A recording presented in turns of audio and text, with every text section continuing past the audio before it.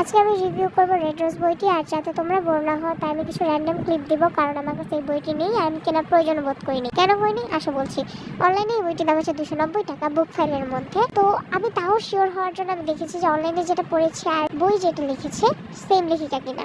এবার আমি বলছি কেন এই বইটা তোমরা পড়বা না। এটা পুরো বার্গারিটাতে ভরা, এটা একটা রেপকে একদম পুরো নর্মালাইজ করতেছে অ্যান্ড মেয়েদের অবজেক্ট হিসেবে দেখাচ্ছে। আমি টিকটকে এমন অনেক ভিডিও দেখেছি যেখানে মানুষ বলতেছে, মানুষ নয় লাইক কিছু মেয়েরা পোস্ট করতেছে যে হাজবেন্ড হওয়া উচিত ঐশ্বর্যরিক চৌধুরীর মতো, মানে হিরোর নাম হচ্ছে ঐশ্বর্যরিক চৌধুরী। আমার কথা হচ্ছে তোমরা মেয়ে, তোমাদের কি চলবে? তোমাদের হাজবেন্ড তোমাদের অবজেক্ট হিসেবে দেখছে, তোমাদের চলবে?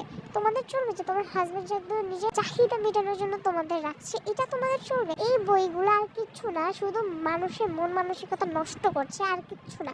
আর কিছু প্রকাশনী টাকার লোভে আর হাইপ দেখে এগুলোকে প্রকাশ করে দিচ্ছে, যেগুলো একদমই করা উচিত। আমার মনে হয় এগুলোকে বয়কট করা উচিত আমাদের।